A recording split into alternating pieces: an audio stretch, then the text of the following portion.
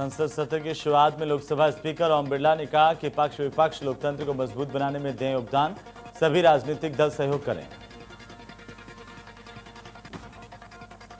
संसद सत्र शुरू होते ही सदन में सभी सदस्यों ने दिवंगत पूर्व राष्ट्रपति प्रणब मुखर्जी को श्रद्धांजलि अर्पित की, उनके योगदान को याद किया।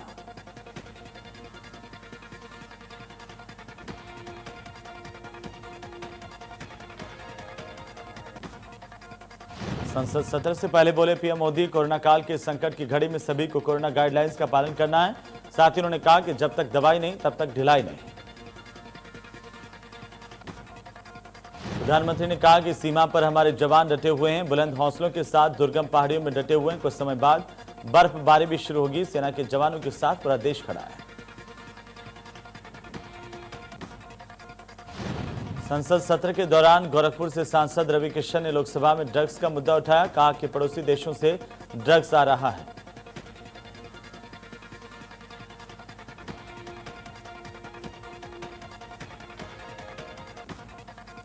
भारत और चीन के बीच लद्दाख सीमा पर हालात तनावपूर्ण हैं और इसी बीच चीन के नापाक इरादों का एक और खुलासा हुआ। चीन कुछ कंपनियों के द्वारा 10,000 भारतीयों की जासूसी करवा रहा है। भारत के प्रधानमंत्री से लेकर राष्ट्रपति और केंद्रीय मंत्री तक, मुख्यमंत्री से लेकर सेना के अधिकारियों तक और बड़े अधिकारियों से लेकर बड़े बिजनेसमैन तक हर कोई चीन के निशाने पर है।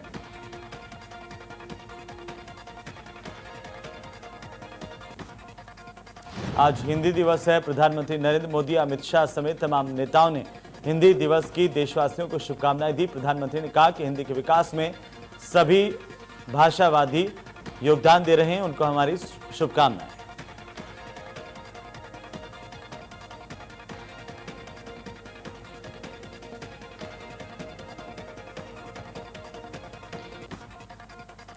दिल्ली पुलिस स्पेशल सेल ने दिल्ली हिंसा मामले में जेएनयू के पूर्व छात्र संघ के उमर खालिद को गिरफ्तार कर लिया है। उमर खालिद की गिरफ्तारी यूएपीए के तहत हुई है। स्पेशल सेल पहले भी उमर खालिद से पूछताछ कर चुकी है।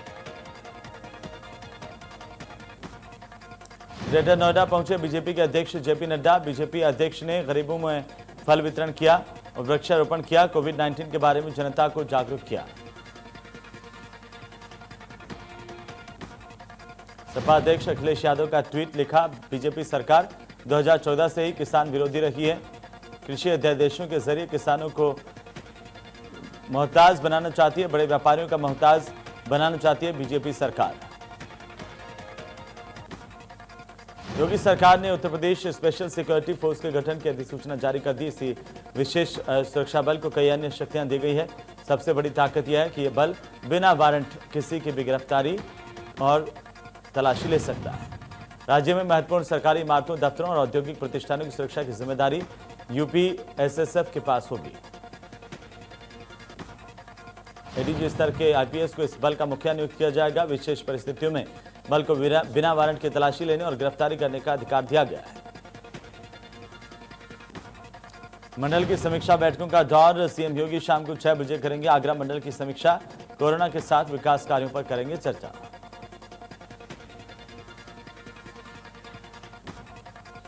व्यापारी इंद्रकांत की गोली लगने से मौत मामले में सपा अध्यक्ष अखिलेश यादव ने ट्वीट कर सरकार पर निशाना साधा। अखिलेश यादव ने कानून व्यवस्था पर सवाल उठाए। महोबा के व्यापारी इंद्रकांत त्रिपाठी के इलाज के दौरान मौत हो गई। व्यापारी ने एसपी पर रंगदारी मांगने के आरोप लगाए थे। गोली से घायल इंद्रकांत का कानपुर में इलाज जारी था। एसपी समेत थाना अध्यक्ष पर हत्या का आरोप लगाया है।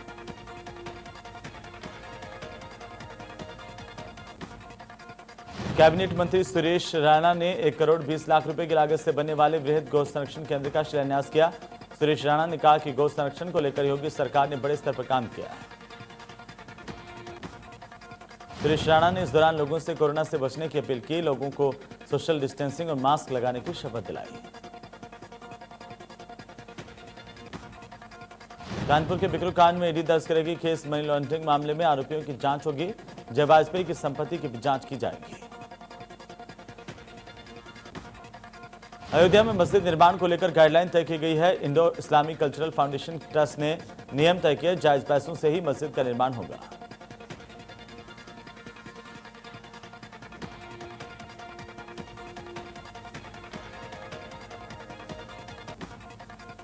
जालौन के कोतवाली इलाके में रेप पीड़िता न्याय के लिए दर दर भटकने को मजबूर है। पीड़िता थाने का चक्कर लगाने के लिए मजबूर है।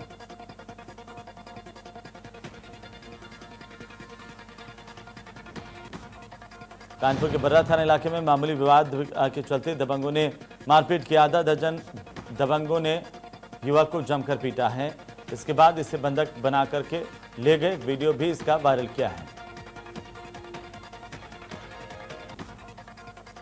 फतेहपुर के गाजीपुर थाना इलाके में खेत में शव मिलने से हड़कंप मच गया। मृतक का शव बिजली के तार से चिपका हुआ मिला था। परिजनों का कहना है कि कल शाम को पड़ोसी के साथ किसी बात को लेकर झगड़ा हो गया था। बुलंदशहर के सिकंदराबाद थाना इलाके में दूध व्यापारी से लाखों की लूट। बदमाशों ने लूटे 2,88,000 रुपए। तमंचे की बट दूध व्यापारी को मारकर किया घायल। घायल को पुलिस ने अस्पताल में भर्ती करवाया। कौशाम्बी के कड़ाधाम कोतवाली इलाके में बदमाशों ने युवक पर जानलेवा हमला किया। धारदार हथियार से गला काटकर हत्या की कोशिश की। कानपुर के किदवाई नगर थाना इलाके में झूठ बोलकर मुस्लिम युवक ने हिंदू लड़की से शादी की। पहली मुस्लिम पत्नी से तलाक होने की बात कह करके शादी की गई। युवक की पहली पत्नी ने दोनों को पकड़ा रंगे हाथ। थाने में काफी देर तक चलता रहा हाई वोल्टेज ड्रामा। किराए के मकान में लड़का रह रहा था।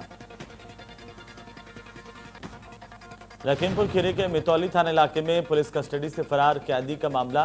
पुलिस ने कैदी का जारी किया फोटो। लोगों से कैदी की सूचना देने की अपील की। फरार कैदी पोस्को एक्ट का अभियुक्त है। बाराबंकी में गाय को बचाने की कोशिश में हादसा हुआ। संतुलन बिगड़ने से एक बस पलट गई। हादसे में 12 लोग गंभीर रूप से घायल हुए। 4 लोगों की हालत अभी गंभीर बताई जा रही है। पुलिस प्रशासन में फेरबदल का सिलसिला जारी है। योगी सरकार ने 10 और आईपीएस अधिकारियों के तबादले किए हैं। 7 जिलों में तैनात किए गए नए एसपी। बरेली, जौनपुर, गोंडा, महाराजगंज, श्रावस्ती एसपी का तबादला। मऊ और कासगंज के भी बदले गए पुलिस कप्तान। कोरोना के संकट काल में आम आदमी की मुश्किलें रोजाना बढ़ रही है। रोजमर्रा की चीजों के बाद अब सब्जियों की कीमतें भी 7वें आसमान पर हैं। देश में एक बार फिर से बढ़ती महंगाई ने जनता की कमर तोड़ दी है। बाजार में टमाटर, प्याज 70 से 80 रुपए प्रति किलो तक बिक रहे हैं। वहीं आलू के दाम 50 से 60 रुपए प्रति किलो हो गए।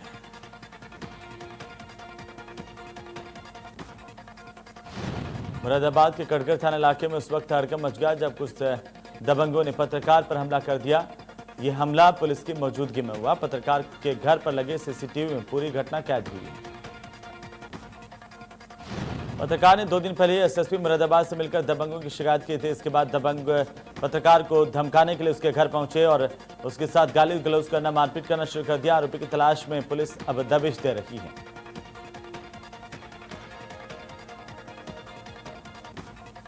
लखनऊ में नशे में धुत व्यक्ति ने महिला को लाठी से पीटा। लाठी से पिटाई करते हुए वीडियो वायरल हुआ है। वहीं जानकीपुरम थाना इलाके के सेक्टर आई का ये वीडियो बताया जा रहा है। पुलिस के मुताबिक पिटाई करने वाले शख्स पर कार्रवाई की जाएगी। एआईसीसी के अध्यक्ष शिवराज जीवन के नेतृत्व में एक ज्ञापन सीईओ द्वितीय को सौंपा गया, जिसमें उन्होंने मांग की कि शहर में 40 लाख की घटना से व्यापारी दहशत में हैं। व्यापारी अपनी दुकान खोलने में असमर्थ हैं।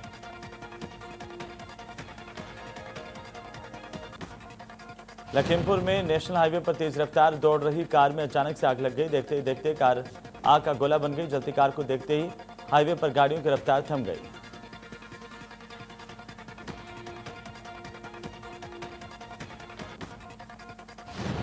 महाराजगंज जिले में भीड़ खुद ही लगातार कानून को अपने हाथ में लेती हुई नजर आ रही है। ताजा मामला जिले के नौतनवा थाना इलाके के खोरिया गांव का, जहां पर बीती रात घर में घुसकर मोबाइल चोरी के आरोप में एक लड़के को ग्रामीणों ने पकड़कर जमकर धुनाई की।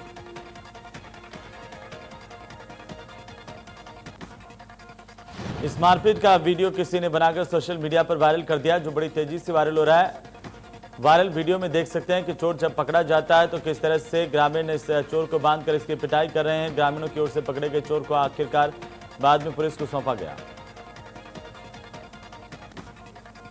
इंडिया न्यूज की खबर पर मुहर लगी है। तंत्र मंत्र के चलते ही की गई रिटायर्ड प्रवक्ता की हत्या। महज 24 घंटे के अंदर पुलिस ने हत्या में शामिल एक महिला समेत 3 अभियुक्तों को गिरफ्तार कर लिया है।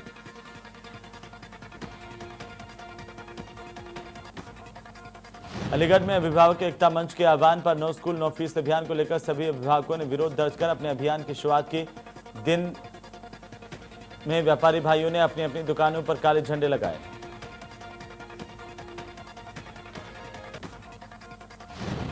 गाजीपुर में एम्बुलेंस की बड़ी लापरवाही सामने आई। एम्बुलेंस न मिलने से महिला ने सड़क के किनारे ही एक बच्चे को जन्म दे दिया। आशा कार्यकर्ता ने वीडियो वायरल किया। कुशीनगर में फर्जी ग्राहक सेवा केंद्र से केंद्र सरकार और राज्य सरकार की जन कल्याणकारी विभिन्न योजनाओं का लाभ दिलवाने के नाम पर गांव में घूमकर ग्रामीणों के साथ लाखों की ठगी करने वाले गिरोह का पुलिस ने भंडाफोड़ किया। इस गिरोह में शामिल 5 अभियुक्तों को गिरफ्तार किया गया। बदायूं जिले के मुसाझाग थाना इलाके के गांव मचलई में 5 लोग फूड पॉइजनिंग का शिकार हुए। सभी को जिला अस्पताल में भर्ती करवाया गया।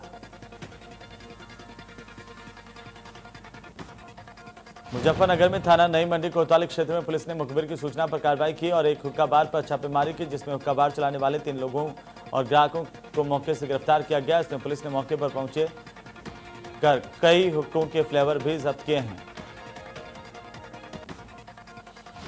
मेरठ में दिन दहाड़े घर में घुसकर लूट की वारदात को अंजाम दिया गया। पानी पीने के बहाने घर में घुसे 3 बदमाशों ने वारदात को अंजाम दिया। पूरे परिवार को तमंचे और चाकू की नोक पर बंधक बनाया। 80,000 रुपए की नकदी, चेन, झुमकी और अन्य सामान लेकर फरार हो गया।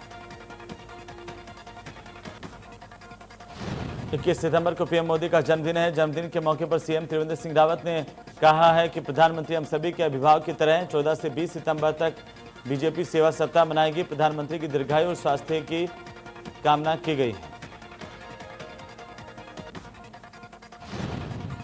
उधर बद्रीनाथ धाम के कपाट खुले 4 महीने से ज्यादा का वक्त हो गया, लेकिन कोरोना संक्रमण के चलते इस साल जहां सरकार ने सामाजिक दूरी को ध्यान में रखते हुए हवाई सेवाएं बंद की थी, अब 4 धाम हवाई सेवा सुचारू की गई है।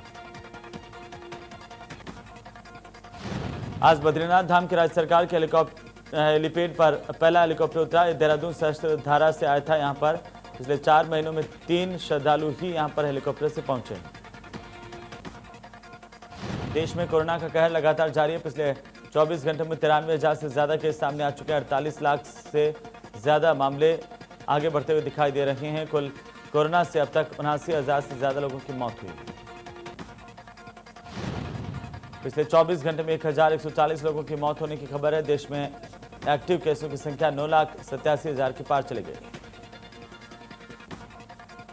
उत्तर प्रदेश में तेजी से कोरोना संक्रमण का आंकड़ा बढ़ रहा है। पिछले 24 घंटे में 6,205 लोग संक्रमित हुए हैं। 3,12,000 के पार आंकड़ा पहुंच गया है। प्रदेश में एक्टिव केस की संख्या 68,000 के पार चली गई। कोरोना से अब तक 4,429 लोगों की मौत हुई है, जबकि 2,39,000 से ज्यादा लोग ठीक होकर अपने घरों को लौटे हैं। सुल्तानपुर में 37 नए कोरोना के मरीज मिले हैं। जिले में अब तक 2,674 लोग संक्रमित हो चुके हैं। अब तक 38 लोगों की कोरोना से मौत हुई है। सीएमओ डॉक्टर सीबीएन त्रिपाठी ने पुष्टि की है। उत्तराखंड में कोरोना का कहर जारी है। पिछले 24 घंटे में 1,637 नए केस सामने आए। 31,973 के पार मरीजों का आंकड़ा पहुंच गया। एक्टिव मरीजों की संख्या 10,370 के पार है।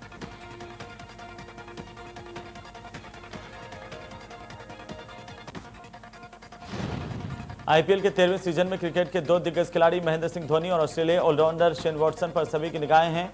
ये दोनों ही 39 की उम्र पार कर चुके हैं। Dhoni Chennai super Kings team के कप्तान है, तो वॉटसन भी सीएसके की ओर से खेलते हैं। ऐसे में दोनों प्लेयर साथ में नेट प्रैक्टिस करते हुए जमकर देखे जा सकते हैं। इंग्लैंड क्रिकेट टीम के टेस्ट कप्तान जो रूट ने ऑस्ट्रेलिया के खिलाफ वनडे मैच में टेस्ट की तरह पारी खेलते हुए 60 गेंद पर महज 23 रन बनाए, जो कि पिछले 10 सालों में इतनी गेंदों पर सामना करते हुए इंग्लैंड के किसी बल्लेबाज का सबसे कम स्कोर है। वनडे टीम की कप्तानी से हटाए गए T20 टीम इंडिया से बाहर रखे गए टेस्ट कप्तान पिछले 10 सालों के रिकॉर्ड को तोड़ दिया। उन्होंने अपने करियर की नहीं बल्कि इंग्लैंड के पिछले 10 सालों में खेले गए किसी भी बल्लेबाजी की धीमी पारी का शर्मनाक रिकॉर्ड अपने नाम किया है। ऑस्ट्रेलिया के डोमिनिक थीम ने टाई ब्रेक के जरिए अलेक्जेंडर ज्वेरेव को हराकर के यूएस ओपन 2020 का खिताब जीत लिया है। सिंगल्स में उन्होंने जीत हासिल की। 5 सेटों तक चले मैराथन मुकाबले में 2-6, 4-6, 6-4, 6-3, 7-6 से शिकस्त दी।